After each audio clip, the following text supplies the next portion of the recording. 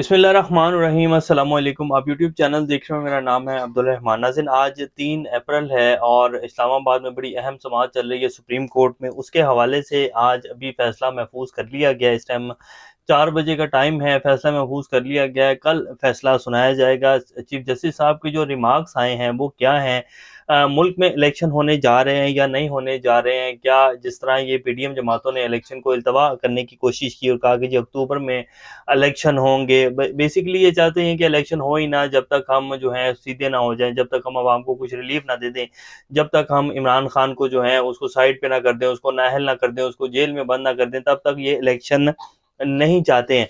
तो अब जो आज दलाइल मुकम्मल हो गए हैं और चीफ जस्टिस के जो रिमार्क्स हैं वो भी आपके सामने रखेंगे। पहले आपके सामने जो है हुकूमत की तरफ से जो दलाइल दिए गए हैं, अटॉर्नी जनरल की तरफ से दिए गए हैं, वो आपके सामने रखेंगे। और फिर जो जजेस साहब के रिमार्क्स आए हैं इस केस के हवाले से, उसके बाद फैसला महफूज किया गया है, वो भी आपके सामने रखेंगे। इससे पहले अगर आप लोगों ने चैनल को सब्सक्राइब नहीं किया तो रेड बटन को प्रेस कर लें और बेल आइकॉन को भी प्रेस कर लें ताकि लेटेस्ट अपडेट्स आप लोगों को मिलती रहें और ये जो हमारा ताल्लुक है ऐसे ही जुड़ा रहे। हुकूमत ने मौक़िफ़ इख्तियार किया कि 1 मार्च का सुप्रीम कोर्ट का फैसला अक्सरियत से दिया गया। 3 रुकनी बेंच मुतबादिल के तौर पर तरीके इंसाफ की दरख्वास्त पर समाअत ना कर। हुकूमत ने कहा कि जस्टिस काजी फायज़ा के फैसले के बाद पीटीआई दरख्वास्त मौखर की जाए। सुप्रीम कोर्ट के जो जजेस इलेक्शन केस को सुन चुके हैं, इन्हें निकाल कर बाकी जजेस पर मुश्तमिल बेंच बनाया जाए। पहले राउंड में दिया गया इलेक्शन का फैसला 4-3 की अक्सरियत से दिया गया। हुकूमत ने कहा कि जस्टिस एजाजुल हसन पहले राउंड में केस सुनने से इनकार कर चुके हैं। चीफ जस्टिस और जस्टिस मुनीब अख्तर फैसला देने वाले बेंच का हिस्सा थे। चीफ जस्टिस और जस्टिस मुनीब अख्तर भी इस केस को ना सुने। हमने बाइकआउट नहीं किया।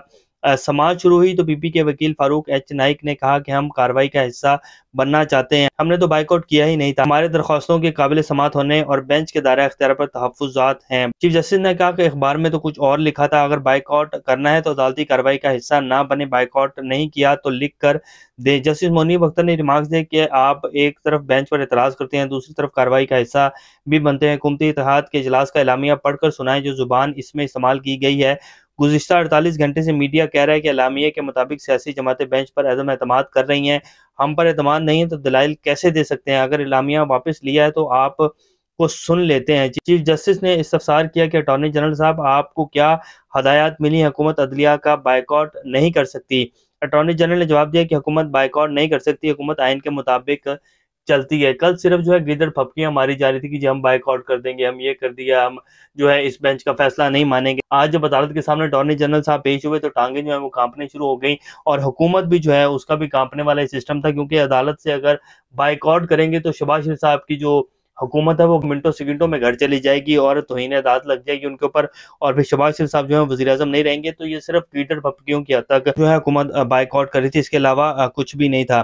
चीफ जस्टिस ने रिमार्क्स दिए कि सवाल उठाया था कि इलेक्शन कमीशन 8 अक्टूबर की तारीख कैसे दे सकता है? कानून किसी को इलेक्शन मुलतवी करने का इख्तियार नहीं देता है, अदालत ही इलेक्शन की तारीख आगे बढ़ा सकती है। ये बड़े अहम रिमार्क्स हैं चीफ जस्टिस के तरफ से जो आए हैं। उन्होंने कहा कि इलेक्शन कमीशन कैसे तारीख जो है वो दे सकता है और कैसे तारीख बढ़ा सकता है, ये इख्तियार सिर्फ और सिर्फ अदलिया के पास है। 1988 में भी अदालत के हुक्म पर इंतखाबात आगे बढ़ाए गए थे। अदालत जमीनी हक़ाइक़ का जायजा लेकर हुक्म जारी करती है। जिस हुक्मनामे का जिक्र कर रहे हैं इस पर अमल हो चुका है। अटॉर्नी जनरल ने दलाइल दी कि पहले राउंड में 9 रुकनी बेंच ने मुकदमा सुना था।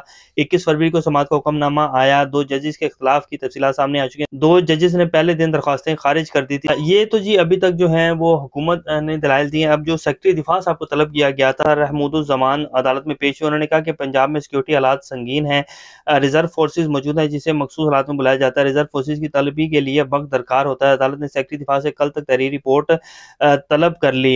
लेकिन इसके साथ साथ अदालत ने ये भी रिमार्क्स दिए चीफ जस्टिस साहब की तरफ से आए कि जी अगर बड़ी फौज मसरूफ है तो एयर फोर्स भी है और नेवी भी है, उनको भी बुलाया जा सकता है। आप कल जो है तफसीली रिपोर्ट जो है वो हमारे सामने पेश करें। सिर्फ फिर इसके बाद जब सेक्रेटरी खजाना साहब को बुलाया तो उन्होंने कहा कि जी 20 अरब रुपए जो है बजट में ये है वो है, खसारा है, हम पैसे नहीं दे सकते हैं। तो चीफ जस्टिस ने कहा इलेक्शन के लिए 20 अरब चाहिए, कौन सा तरक्याती मनसूबा 20 अरब से कम है?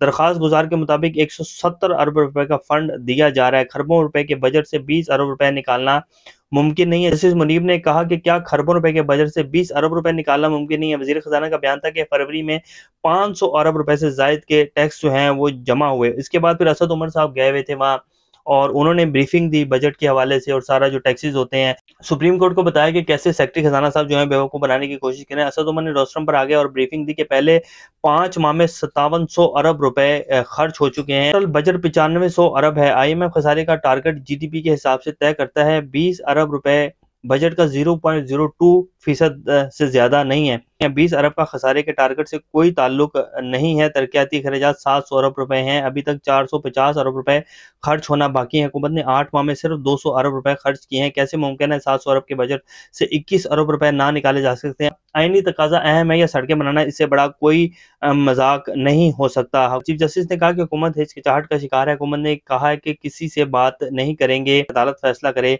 तरक्याती अखराजात कम नहीं करने तो गैर तरक्याती अखराजात कम कर दें। जस्टिस एजाजुल हसन ने कहा कि ये मिसाल बन गई तो हमेशा माली मुश्किलात पर इलेक्शन नहीं हुआ करेंगे। समाअत में वक्फा कर दिया गया, उसके बाद जो है फैसला महफूज कर लिया गया और कहा गया जी कि कल फैसला जो है वो सुनाया जाएगा। अब जो मेन रिमार्क्स हैं आपके सामने रखेंगे।